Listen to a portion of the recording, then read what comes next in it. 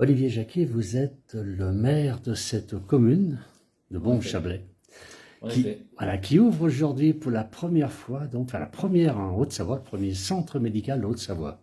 Alors, allez-y. Alors c'est le premier centre de santé communal. Il y a déjà des maisons de santé, etc. C'est le premier de Haute-Savoie où on salarie des médecins, enfin où une commune salarie des médecins généralistes pour pallier au manque de praticiens sur le territoire. D'accord, mais c'est pas courant. Alors, c'est le premier en Haute-Savoie, vous me dites. Est-ce qu'il y en a déjà beaucoup en France où les médecins sont des salariés? Alors, il y a des départements qui sont assez, on va dire, en avance sur ce type de pratique, notamment le Saône-et-Loire, où là, il y a quelque chose qui s'est passé au niveau départemental.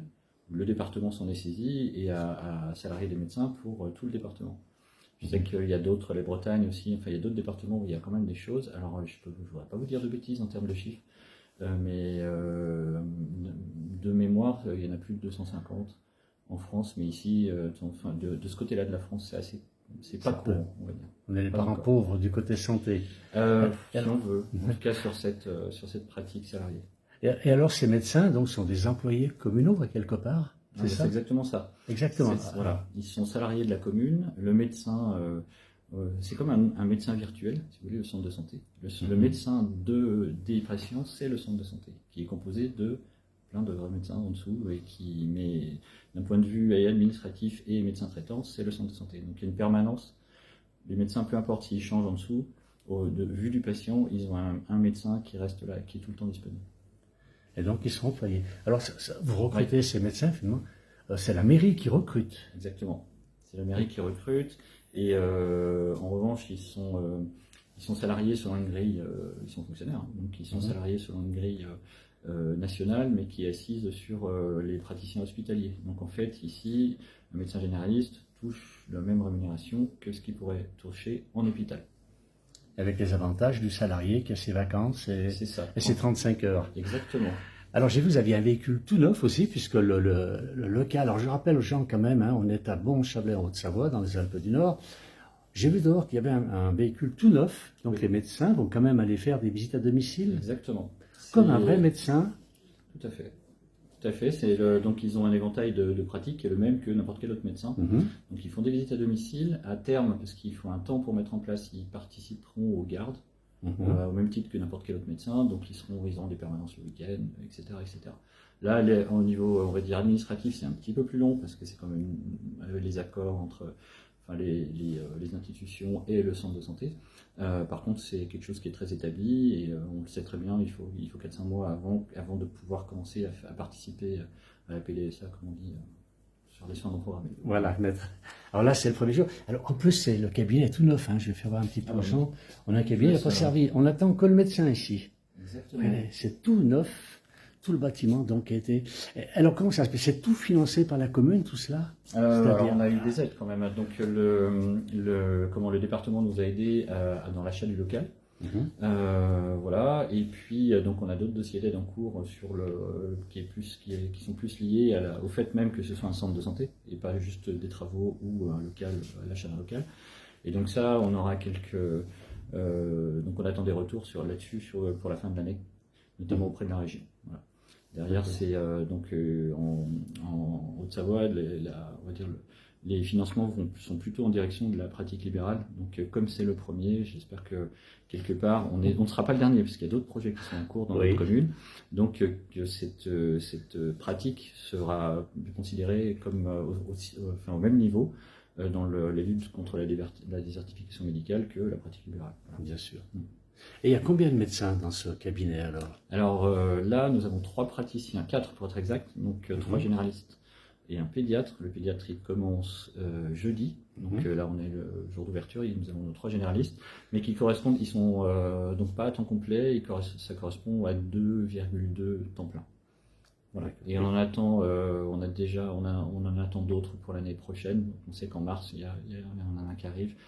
On est en négociation avec 2 autres pour renforcer l'équipe.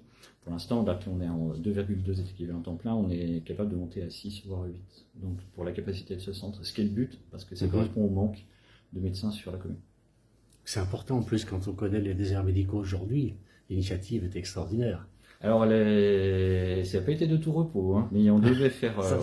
En fait, en début de mandat, on a hérité d'un projet de maison de santé, donc de médecine libérale, où il n'y avait plus de médecins qui participaient, enfin qui étaient impliqués dans le projet, donc une coquille vide quelque part. Donc il fallait faire quelque chose, soit recommencer, aller chercher des médecins libéraux, etc. Et puis on a quand même fait une étude qui nous a montré qu'il y avait une suroffre pour, même s'il y a un manque de médecins, même des libéraux, eh bien il y avait une suroffre à destination de ces médecins. Donc on s'est dit, voilà, il y a un autre type de pratique possible, c'est la médecine salariée. Donc on va élargir le champ des possibles et élargir on va dire les types de pratiques pour attirer d'autres médecins que ceux qui font de l'exercice libéral. Bien sûr. Et en plus, ce lieu est parfait. Et alors, pour les patients, est-ce qu'il y a uniquement les patients de la commune qui viennent ou est-ce qu'il y a des patients des communes environnantes qui peuvent venir? Parce que les déserts médicaux, il y en a un peu partout. Alors, donc c'est un service public, c'est très cadré au niveau légal. On reçoit tout le monde. Peu importe la ville d'habitation, etc. Il n'y a pas de préférence bonsoise, il n'y a pas de choses comme ça.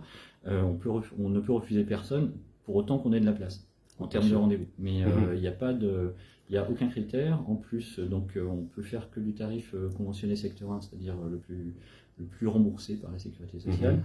Ça aussi, c'est réglementaire. On ne peut pas faire de surcoût au niveau des consultations. Donc l'idée, c'est vraiment d'offrir un médecin généraliste et la pratique de la médecine générale au plus large possible, sans critères, sans conditions, ni de ressources, ni de provenance, ni de métier, ni quoi que ce soit.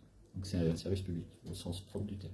Et alors, il y a combien d'habitants à Bon-Chablais Alors, on était au dernier recensement, mais qui date de 2017, et on est 5700, mais là, on a fait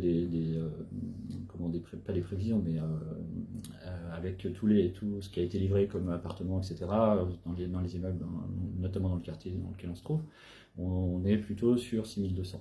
6200 voilà. Pour 6 médecins? Alors c'est pour ça, c'est que l'objectif c'est 6 médecins à temps plein parce que en gros la norme c'est un médecin pour 1000-1200 patients. Donc voilà, on a opté pour 6 médecins pour pallier à la carence, mais quelque part c'est la carence bonsoise. C'est basé sur les 6000 habitants de la commune. Le bassin de vie de santé il est bien plus large que ça. Donc c'est pour ça qu'on peut monter jusqu'à 8, 9 ici dans le local qu'on a, donc on ne va pas se priver. Si jamais on arrive à le pourvoir jusque-là, ça sera très bien. En plus, si vous voulez, on peut à terme délocaliser des médecins généralistes dans d'autres communes. Si les communes en font la demande, il y a une pratique d'antenne, on peut placer un praticien. Envoyer un praticien dans une commune 20 heures par semaine, au maximum. Donc voilà, sans pour autant qu'il suffit qu'ils aient un cabinet libre dont ils s'occupent. Pour un remplacement. Pour un remplacement, ou même pour voir une commune qui n'aurait absolument aucun médecin généraliste. Donc voilà, en lien, c'est comme on appelle ça des antennes, donc effectivement c'est des antennes de pratique dans des communes avoisinantes. Donc ça c'est possible. Eh bien écoutez, bravo pour l'initiative. J'espère que ça va bien marcher. Il n'y a pas de raison de toute manière. Non, il n'y a pas de raison. On va publier tout ça sur la place du village. Merci beaucoup. Très bien. Merci bien.